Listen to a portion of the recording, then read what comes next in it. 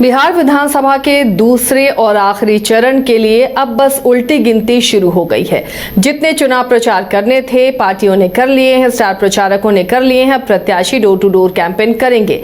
ये जो 122 विधानसभा सीटें हैं, काफी दिलचस्प इन सीटों पर मुकाबला है। कई दिग्गज इन सीटों पर चुनावी मैदान में हैं, तो कई मंत्री इन सीटों पर चुनावी मैदान में नजर आ रहे हैं। कई स्टार चेहरों की भी इस फेज में अग्नि परीक्षा है।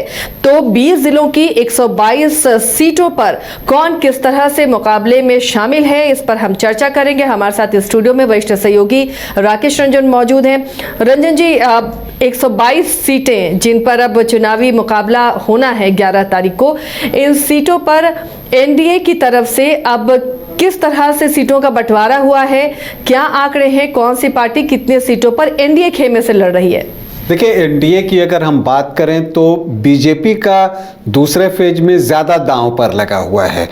जो 122 सीटें हैं उसमें बीजेपी ने जहां पहले फेज में 48 सीटों पर चुनाव लड़ा था, वो दूसरे फेज में 53 सीटों पर चुनाव लड़ रही है।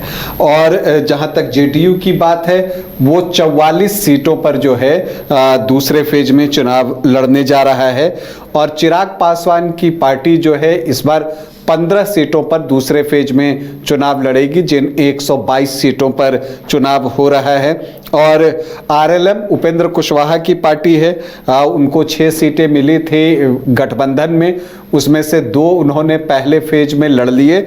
दूसरे फेज में आरएलएम की 4 सीटें हैं, जिसमें कि सासाराम से उपेंद्र कुशवाहा की पत्नी स्नेहलता कुशवाहा भी जो है चुनाव लड़ रही हैं। इसके अलावा हम सेकुलर को जो 6 सीटें दी गई थी, वो सारी की सारी सीटें जो है वो दूसरे दौर में ही लड़ने जा रहा है हम सेकुलर।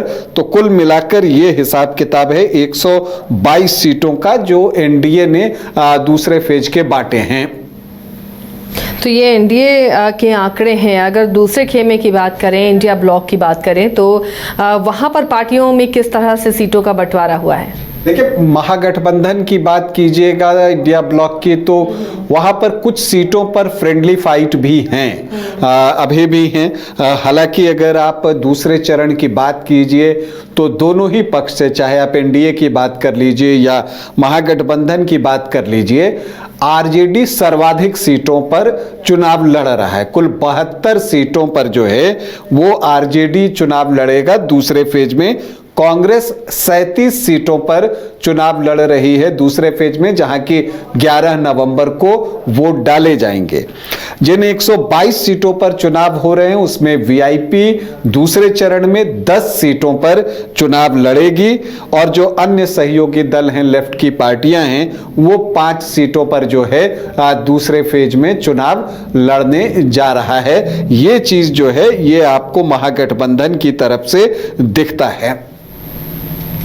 चलिए, तो ये महागठबंधन के आंकड़े हैं, लेकिन इस बार जो 122 सीटें हैं वो चुनावी नतीजे पिछली बार किस तरह से, एनडीए से अगर बात करें, एनडीए खेमे से बात करें, तो पिछली बार किसके पाले में कितनी सीटें थीं और किस तरह से जीत हासिल हुई थी?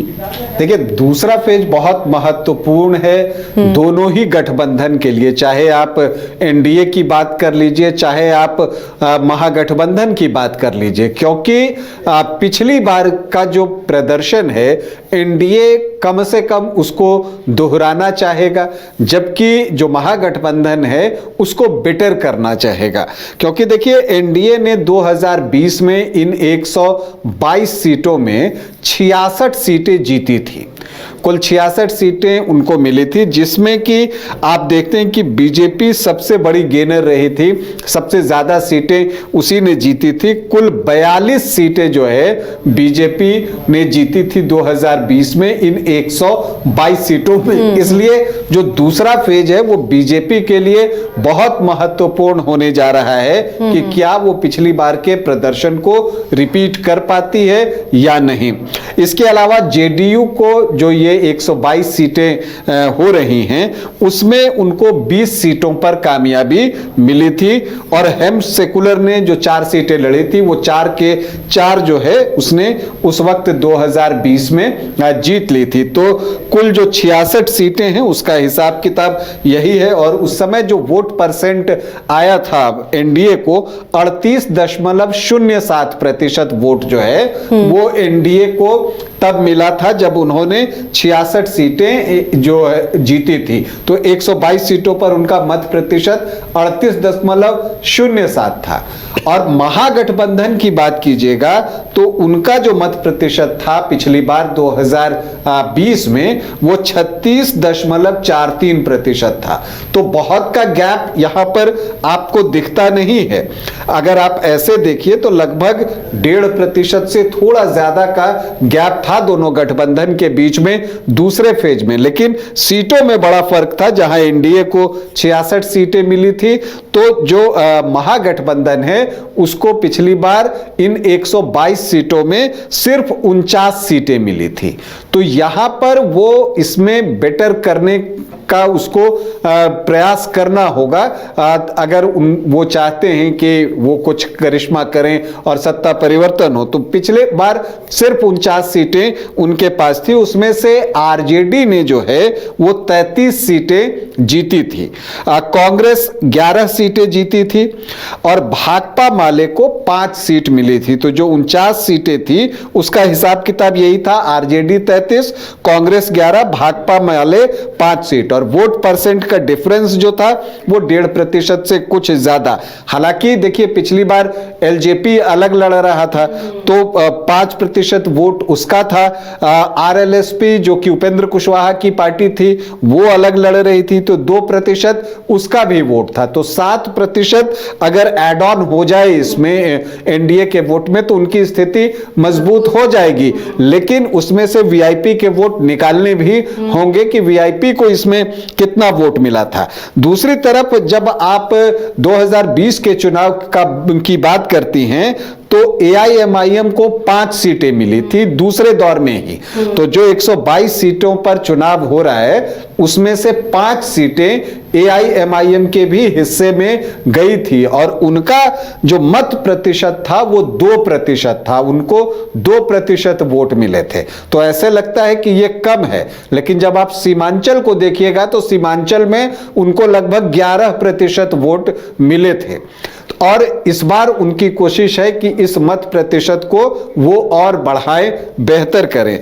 इसके अलावा एक सीट जो है बीएसपी को भी मिली थी, वो चैनपुर की सीट थी जहां से मंत्री जमा खान जो है बीएसपी के टिकट पर जीते थे। हालांकि बाद में वो जेडीयू में शामिल हो गए और एआईएमआईएम के जो 5 विधायक जीते थे उसमें से 4 जो है वो आरजेडी में शामिल हो गए। तो अगर उन 4 को भी आप आरजेडी में काउंट कीजिए तो एक तरह से आरजेडी के पास जो है वो 53 सीटें हैं और जब आप मतलब महागठबंधन के पास 49 + 4 53 सीटें और एनडीए के पास बीएसपी वाला इंक्लूड हो जाता है तो वो जो सीटें हैं जो उन्होंने पिछली बार 66 जीती थी वो 67 हो जाती हैं और जो एआईएमआईएम है उसके पास 1 सीट रह जाती है।